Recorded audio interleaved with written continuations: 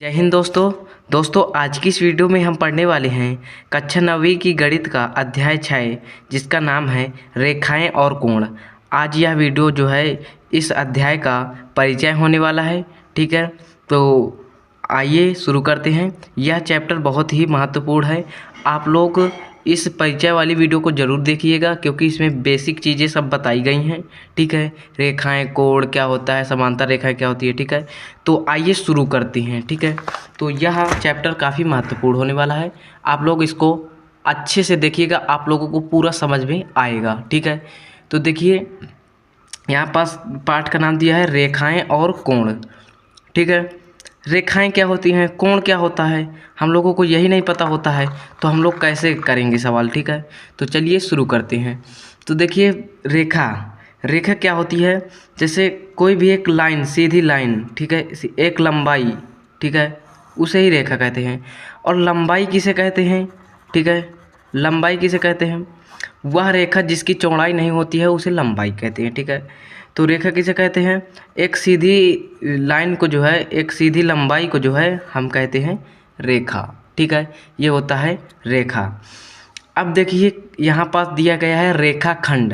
रेखाखंड क्या होता है, रेखाखंड जिसकी लंबाई जो है निश्चित होती है। जैसे एक रेखा खींच लिए यहाँ से यहाँ तक, ठीक है, इसकी लंबाई निश्चित है कि 5 सेंटीमीटर तक है, और हाँ चाहे तो इसे बढ़ा भी सकते हैं। ठीक है, ये होता है रेखाखंड।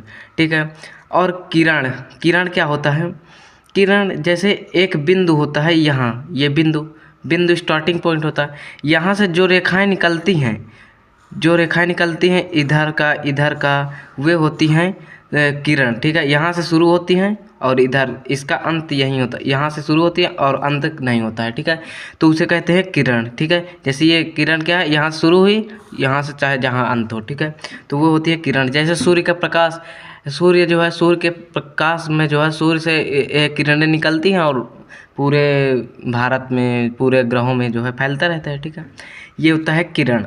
अब यहाँ पास है संरेख बिंदु और असंरेख बिंदु।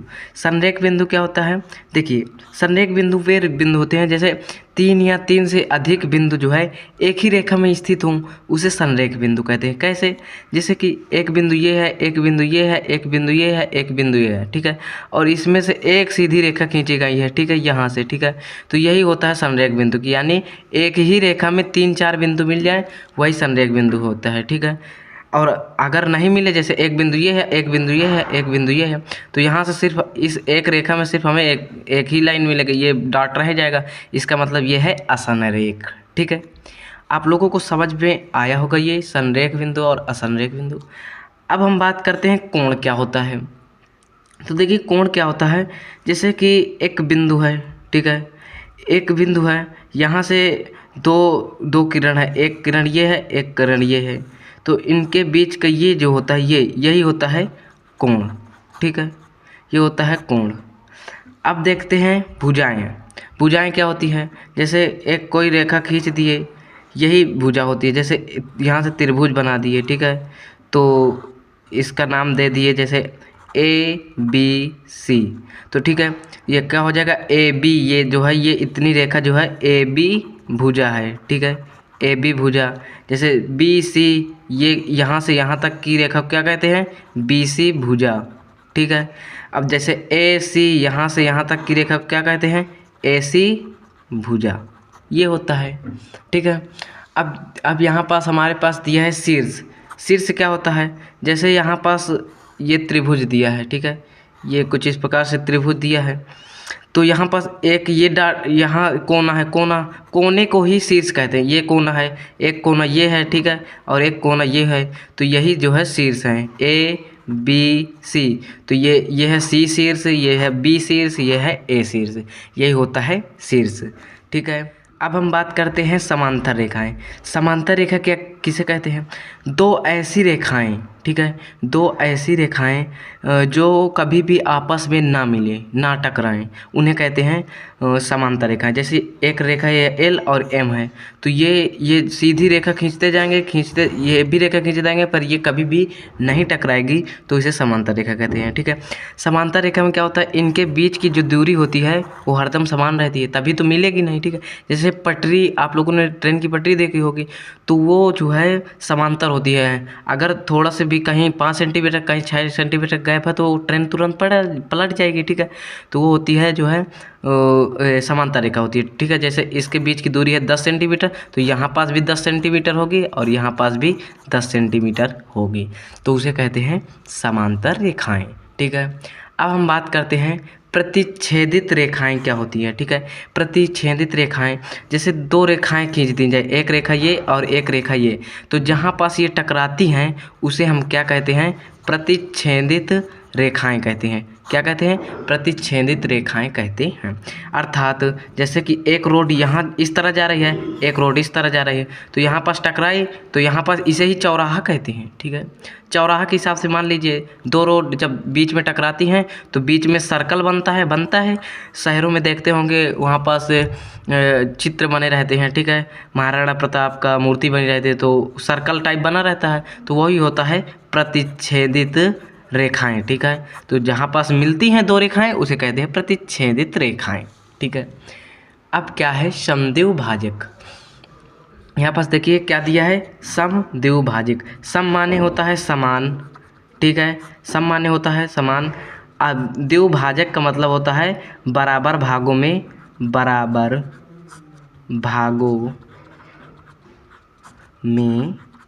बांटना। ठीक है, समद्विभाजक का मतलब क्या हुआ, समान बराबर भागों में बांटना।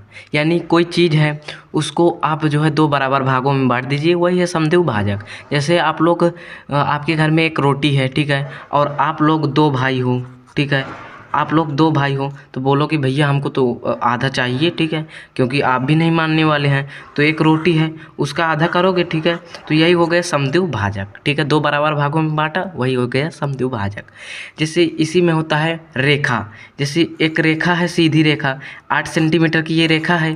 ठीक है, तो इसका समद्विभाजक करेंगे तो जो है यहाँ से पटरी प्रकार से कर सकते हैं, इधर से इधर, यहाँ से यहाँ तक के बीच की दूरी को प्रकार में भर लेंगे, और यहाँ से एक चाप लगाएंगे यहाँ और इधर लगाएंगे, इधर से चाप लगाएंगे यहाँ और इधर लगाएंगे, और यहाँ से बीच से जो है हम एक रेखा खींच देंगे। ठीक है, तो जहाँ पास ये मिलेगी जो है यही हो जाएगा समद्विभाजक। ठीक है, तो ये जैसे ओ है तो ये समद्विभाजक है, तो समद्विभाजक का मतलब ये भी 4 सेंटीमीटर का है और ये भी 4 सेंटीमीटर का है। ये भुजाओं के आधार पर हुआ। ठीक है, ये मतलब कि नहीं, दो बराबर भागों में बांट गए भाई। 8 सेंटीमीटर कोई रेखा है, दो बराबर भागों में बांटोगे तो 4 सेंटीमीटर इधर भी आएगा, 4 सेंटीमीटर इधर भी आएगा। ठीक है, ये होता है। अब जैसे कोण है, ये एक कोण दिया गया है कुछ इस प्रकार से। ठीक है, ये कोण है पूरा 60 अंश का। ठीक है, तो इसमें से एक बीच से कोण खींच दिया गया। ठीक है, 60 अंश का है, तो इसको बराबर भागों में बांटेंगे, तो कैसे बांटेंगे, बीच से एक कोण खींच दिया जाए बीच से। ठीक है, तो 30 अंश का इधर हो जाएगा, 30 अंश का इधर हो जाएगा, तो ये हो जाएगा समद्विभाजक। समद्विभाजक मतलब दो बराबर भागों में बांटना। ठीक है, अब हम बात करते हैं कोणों के प्रकार के बारे में। ठीक है, तो देखिए जैसे हमारे पास पहला दिया है न्यून कोण। न्यून कोण क्या होता है, देखिए न्यून कोण उस कोण को कहते हैं 0 अंश से स्टार्ट हो और 90 अंश से छोटा हो। ठीक है, 0 अंश से बड़ा और 90 अंश से छोटा कोण को हम न्यून कोण कहते हैं। ठीक है, जैसे यहाँ पास एक कोण है, ये कुछ इस प्रकार से बना है, इसका मान है 60 अंश, तो ये जो है न्यून कोण है। क्यों है, क्योंकि देखिए 0 अंश से बड़ा है 60, ठीक है, और 90 अंश से छोटा है कि नहीं, 90 अंश से छोटा है कि नहीं, 60 छोटा है। ठीक है, तो इसे हम न्यून कोण कहते हैं। ठीक है, 0 अंश से बड़ा हो और 90 अंश से छोटा हो, उसे हम न्यून कोण कहते हैं। अब बात करते हैं समकोण। 90 अंश के कोण को हम समकोण कहते हैं। जैसे ये एक कोण है, ठीक है, ये एक कोण है इस प्रकार से। ठीक है, तो यहाँ पास जो है, यहाँ पास ये बना है ये, ज़्यादातर ये वर्ग का चिन्ह बना हो उसका मतलब होता है 90 अंश। ठीक है, तो ये बना है तो ये 90 अंश का है, यानी 90 अंश के कोण को हम कहते हैं समकोण। समकोण क्या होता है, यानी सीधा रेखा, कोई भी सीधी रेखा है उसे ही हम कहते हैं समकोण। ठीक है, जैसे आप लोग सीधे खड़े होते हैं तो यानी कि आप 90 अंश का कोण बनाते हैं, यानी कि समकोण है। ठीक है, ये होता है। अब देखिए हमारे पास है अधिक कोण। अधिक कोण क्या होता है, देखिए 90 अंश से अधिक। ठीक है, 90 अंश से अधिक और 180 अंश से छोटा। ठीक है, 90 अंश से बड़ा और 180 अंश से छोटा कोण को हम अधिक कोण कहते हैं। ठीक है, ये देखिए जैसे इस प्रकार का कुछ कोण है। ठीक है, और ये इसका मान है जेड, इसका नाम है जेड। अगर इसका मान जो है इसका जो है मान है यहाँ पास जैसे 96 अंश, इसका मान कितना है 96 अंश। तो देखिए 90 अंश से अधिक है कि नहीं। ठीक है, ये 96 जो है 90 अंश से अधिक है और 180 अंश से छोटा है, तो इसे ही कहते हैं हम अधिक कोण। ठीक है, अब बात करते हैं ऋजु कोण। और ऋजु कोण को हम एक कोण और एक नाम से और जानते हैं, सरल कोण नाम से भी हम इसे जानते हैं। ठीक है, ऋजु कोण को हम सरल कोण के नाम से भी जानते हैं। ठीक है, तो जैसे ये एक बिंदु है। ठीक है, ये बिंदु है, ये यहाँ पास फिर से खींचते, यहाँ से एक बिंदु है। ठीक है, यहाँ से एक सीधी इधर पीछे का विपरीत रेखा बना दीजिए। ठीक है, ये इतना पूरा कोण जो है यहाँ तक जो है, ये यहाँ से यहाँ तक की जो कोण होगा ये है 180 अंश। ठीक है, 180 अंश के माप को हम कहते हैं सरल कोण या ऋजु कोण। ठीक है, इसका मान कितना होता है 180 अंश। 180 अंश का बना कोण जो है सरल ऋजु कोण होता है या सरल कोण, यानी सीधी रेखा जैसे है तो ये होता है ऋजु कोण। ठीक है, कोई भी सीधी रेखा है ये ऋजु कोण या सरल कोण। ठीक है, अब देखिए प्रतिवर्ती कोण क्या होता है। प्रतिवर्ती कोण क्या होता है, ठीक है, तो 180 अंश से अधिक और 360 अंश से कम, 360 अंश से कम जो कोण होता है उसे प्रतिवर्ती कोण कहते हैं। जैसे यहाँ पास ये एक कोण है, इसका मान है 30 अंश। ठीक है, और हमें जो है इस कोण का जो है प्रतिवर्ती कोण निकालना है। प्रतिवर्ती कोण का मतलब ये होता है कि पीछे वाला भाग। ठीक है, इसके पीछे वाला भाग ये है। ठीक है, यहाँ पास 330 है। ठीक है, तो प्रतिवर्ती कोण निकालने के लिए क्या करते क्या है, 360 में से उस कोण को घटा देते हैं तो प्रतिवर्ती कोण निकल आता है। जैसे ये x है, x का मान जो है 30 है, तो 360 में से 30 घटा देंगे तो क्या बचेगा, हमारे पास क्या आएगा 330। तो जो है इस कोण का जो है प्रतिवर्ती कोण 330 आएगा। इस 30 अंश के कोण का प्रतिवर्ती कोण 30 अंश आएगा। ठीक है, अब हम बात करते हैं यहाँ पास देखिए कुछ और महत्वपूर्ण प्रश्न है। यहाँ पास जैसे दिया है पूरक कोण क्या कहते हैं, पूरक कोण क्या किसे कहते हैं। ठीक है, तो पूरक कोण क्या होता है, देखिए जैसे दो कोणों का मान 90 अंश होता है उन्हें पूरक कोण कहते हैं। जैसे एक कोण है x अंश, एक कोण है y अंश, इन कोणों का मान 90 अंश के बराबर है तो इसे हम पूरक कोण कहते हैं। जैसे ये देखिए यहाँ x है और यहाँ y है। जैसे इसका मान 50 अंश है और इसका मान 40 अंश है, इस कोण का मान 40 अंश है और इस कोण का मान 50 अंश है। तो x का मान क्या दिया है, x का मान यहाँ पास क्या दिया है 50 अंश और धन y का मान क्या दिया है 40 अंश, तो ये क्या हो जाएगा 90 अंश। तो 50 40 90 हो जाएगा, तो 90 अंश बराबर 90 अंश। जिन दो कोणों का मान 90 अंश के बराबर होता है उसे पूरक कोण कहते हैं। जैसे कोई एक इस तरह का कोण है, यहाँ पास इस तरह का, इसका मान 30 अंश है, तो इसका पूरक कोण क्या होगा, पूरक कोण का मतलब होता है 90 अंश। ठीक है, यहाँ पास एक कोण का मान दिया है 30 अंश। ठीक है, इसका मान नहीं दिया है यानी y है, तो धन y लिख दीजिए। ठीक है, तो ये 30 को इधर पक्षांतर करेंगे तो y बराबर ये 30 इधर आएगा, तो ये प्लस में है तो इधर आ जाएगा माइनस में, तो माइनस का 30 हो जाएगा। तो y बराबर क्या हो जाएगा, 90 में से 30 गए तो 60 आ जाएगा। तो यानी y इस कोण का मान, ये इस कोण का मान क्या आया 60 अंश। ये हुआ आपका पूरक कोण। अब देखते हैं समपूरक कोण। समपूरक कोण क्या होता है, देखिए जैसे कि जिन दो कोणों का मान 180 अंश होता है उसे क्या बोलते हैं, समपूरक कोण। जैसे ये एक सीधी रेखा है, ठीक है, जैसे x धन y का मान, x अंश और y अंश का मान 180 अंश के बराबर हो, उसे हम कहते हैं समपूरक कोण। जैसे ये x का मान है यहाँ पास 100 अंश, ठीक है, तो y का मान क्या होगा, तो x के स्थान पर 100 रख दीजिए, तो 100 अंश है तो अंश धन y अंश निकालना है बराबर के 180, ठीक है, तो ये y अंश हो जाएगा बराबर, ये 180 है तो ये 180 हो जाएगा, ठीक है, ये 100 इधर प्लस से है तो इधर बराबर के इधर लाएंगे तो माइनस से हो जाएगा, तो माइनस का 100 अंश, ठीक है, तो y अंश बराबर 180 में से 100 घटाएंगे तो कितना आ जाएगा, 80 अंश, यानी y का मान, ये y का मान इतने कोण का मान आया 80 अंश, ठीक है। तो जिन दो कोणों का मान 180 अंश के बराबर होता है उन्हें हम समपूरक कोण कहते हैं। अब हम बात करते हैं आसन्न कोण, ठीक है।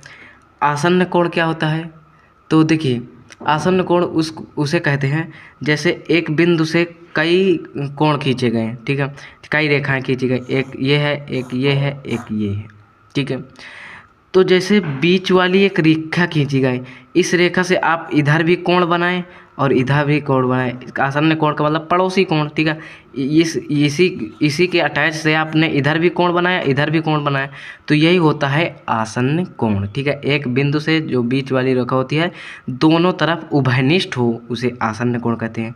और जैसे दो से अधिक रेखाएं हो, जो है जैसे 3 कोण है यहाँ पास एक्स वाई जेड, तो इसमें देखिए यहाँ एक है x, एक है y, एक है z, तो ये देखिए यहाँ पास ये बीच वाली रेखा है तो यानी ये उभयनिष्ठ है, इधर x की तरफ भी है, y की तरफ भी कोण है, तो यानी x और y आसन्न कोण है।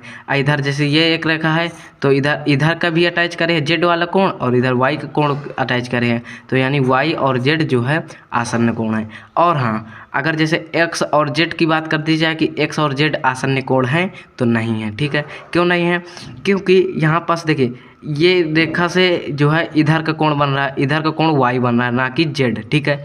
यहाँ से एक उभयनिष्ठ रेखा नहीं है, अगर ये दो कोण ना होते, x 20 से होती तो इधर का भी कोण बनता, इधर का भी कोण बनता, ठीक है, तो वो होता है आसन्न कोण। पर ये x और z आसन्न कोण नहीं है, ठीक है। अब हम बात करते हैं रैखिक युग्म। रैखिक युग्म किसे कहते हैं, इसका बहुत उपयोग होने वाला है, आप लोग बहुत अच्छे से देखिएगा।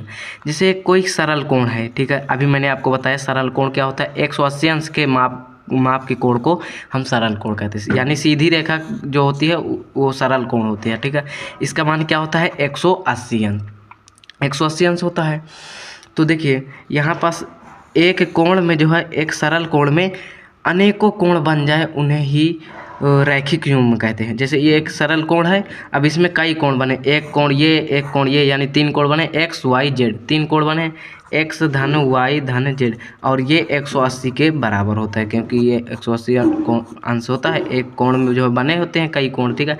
इसमें और भी कोण अब बढ़ा सकते हैं, जैसे एक कोण यहाँ से बना लिए, ये हो गया z, ये हो गया t, ठीक है, तो और भी आप यहाँ से कोण बना सकते हैं, ठीक है। तो यही होता है रैखिक युग्म। रैखिक युग्म का मतलब ये है कि एक सरल कोण में जो है, एक सरल रेखा में जो है कई सारे कोण आ जाएं उन्हें कहते हैं हम रैखिक युग्म। जैसे इसका मान है 40 अंश और इसका मान है 60 अंश और इसका मान है 80 अंश, ठीक है। तो इन तीनों का योग 180 के बराबर होगा, तो जोड़ेंगे 40 अंश धन 60 अंश धन 80 अंश बराबर 180, तो इन्हें जोड़ेंगे तो 40 60 100 100 80 180, तो 180 बराबर 180 होगा, ठीक है।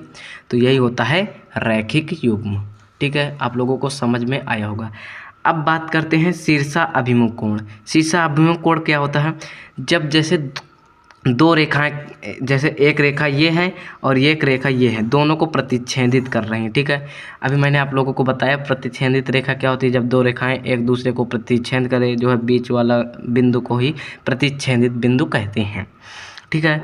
तो जब प्रतिच्छेद कर देती हैं दो रेखाएं तो उसके जो आमने सामने के कोण होते हैं वो जो है बराबर होते हैं। जैसे ये कोण इधर है, ठीक है, तो ये कोण जो है बराबर रहेगा इस कोण के, ठीक है, ये कोण के बराबर ये कोण रहेगा, ठीक है। और ये जैसे एक कोण है, इसके सम्मुख कोण क्या है 2, तो ये कोण, जैसे ये कोण 50 अंश का है तो ये कोण भी 50 अंश का होगा, ठीक है। यानी कोण 1 बराबर कोण 2। ठीक है। अब जैसे कोण 3 का मान 60 अंश है तो कोण 4 का मान भी 60 अंश ही होगा, क्योंकि सम्मुख कोण शीर्षाभिमुख का मतलब यह है कि जब दो रेखाएं आपस में जो है टकराती हैं यानी प्रतिच्छेद करती है तो उसके सम्मुख कोण बराबर होते हैं, जिसे शीर्षाभिमुख कोण कहते हैं। तो ये जैसे ये कोण है 3 का मान 60 अंश है तो इस कोण का मान भी 60 अंश होगा, क्योंकि आमने सामने हैं। तो यानी कोण 3 बराबर कोण 4, यही हो जाएगा। ठीक है। अब देखिए हमारे पास बहुत ही महत्वपूर्ण जो है ये क्वेश्चन है, जो है ये आप लोगों को सवाल में मिलेंगे। ठीक है। इन्हीं का उपयोग बार बार होगा, तो आप लोग इन्हें जो है चश्मा लगा के ज़रूर देखिएगा। ठीक है।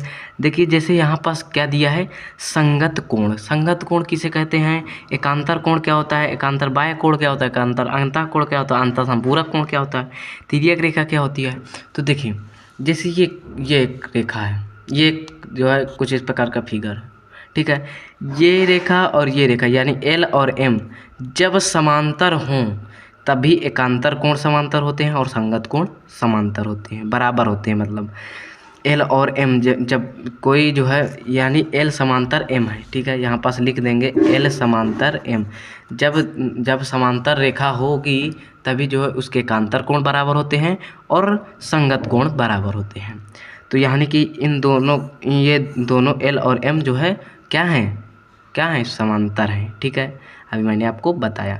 अब समांतर रेखा को जब दूसरी रेखा कोई काटती है तो उसे कहते हैं तिर्यक रेखा। ठीक है।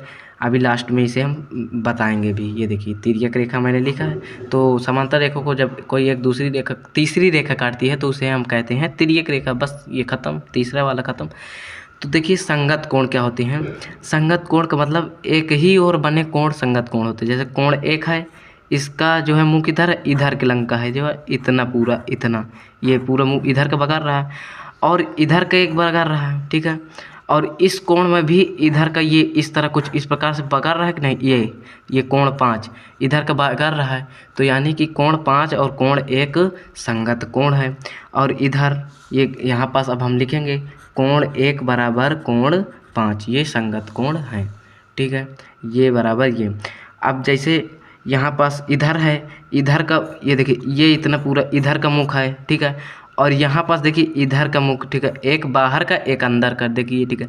ये इतना पूरा इधर का मुख ये है, तो यानी कोण 2 बराबर कोण 6, ये भी संगत कोण है। तो यहाँ पास लिखेंगे कोण 2 बराबर कोण 6, ये भी संगत कोण है। और हम देखिए इधर एक कोण इधर का दिख रहा है, एक इधर का दिख रहा है कि नहीं? इधर का, ये इधर का मुंह बगारे हैं। और यहाँ पास ये कोण 7 भी इधर का मुंह बगारे हैं। ठीक है। इधर का बगारे हैं। ठीक है। तो ये क्या है? संगत कोण है। तो यानी कोण 3 बराबर कहेंगे कोण 7। ठीक है। मतलब जिधर जो है संगत का मतलब जो है बराबर जो है। ठीक है। अब देखिए जैसे ये कोण 2 तो हो गए। देखिए और क्या बच्चा यहाँ पास, जैसे कोण 4 है। ठीक है। ये कोण 4 है, इधर का मुँह किया है। ठीक है। इधर का मुँह किया है। और यहाँ पास कोण 8 भी इधर का ही मुँह किया है, इधर का किया है ना। तो ये कोण 4 बराबर यहाँ पास हो जाएगा कोण 8। ठीक है। अब देखते हैं एकांतर कोण, एकांतर अंतः कोण क्या होता है। अंतः का मतलब होता है अंदर। ठीक है। तो अंतः का मतलब होता है अंदर। जैसे कि एक कोण इधर हो और एक कोण इसके विपरीत इधर हो। ये कोण 3 इधर है। यहाँ पास फिर से बना लेते हैं, एक ये रेखा है और एक रेखा ये है। ठीक है। यहाँ पास एक तिर्यक रेखा काटती है। ये कुछ इस प्रकार से हैं। ये 1 2 3 4 5 6 7 8 कुछ भी नाम दे दें। तो एकांतर कोण क्या होते हैं? जैसे एक कोण ये अंदर अंतः एकांतर कोण की बात हो रही, तो अंदर यानी कि एल एम है, तो अंदर ये है और ये है। ठीक है। बाहर ये है और ये है, ये बाह्य कोण है। ठीक है। ठीक है। तो ये कोण 5 और कोण 1 इधर का, एक इधर का और एक इधर का विपरीत होना चाहिए। ठीक है। ये देखिए 20 से रेखा काट रही, एक इधर का एक इधर का। और यहाँ पास दूसरा कोण अंतः कोण बनेगा, एक कोण 2 इधर का है और एक इधर के लंग में। ठीक है। इधर बॉर्डर की इधर है और विपरीत दिशा में है। ठीक है। तो ये कोण 2 बराबर कोण 6 हो जाएगा। कोण 2 बराबर कोण 6 और क्या हो जाएगा, कोण 5 बराबर कोण 1, कोण 5 बराबर कोण 1।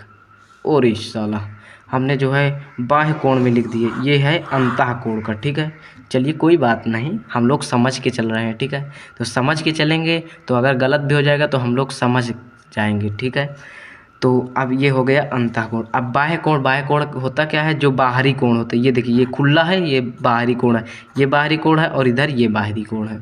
ठीक है, तो यहाँ पास देखिए एक कोण, कोण 3 है, ये पूरी सीधी रेखा है, ये कोण 3 है, इधर के लंग में है। ठीक है, तो इसका विपरीत क्या हो जाएगा, इधर के लिए लंग में। ठीक है, और इसका ये तीर इधर का हो जाएगा। ठीक है, इधर का विपरीत, ये तीर का विपरीत इधर ही तो होगा ना, तो ये तीर का विपरीत इधर हो जाएगा। ठीक है, तो कोण 3 बराबर कोण 8 हो जाएगा, कोण 3 बराबर कोण 8, ये हो गया बाह्य कोण 1।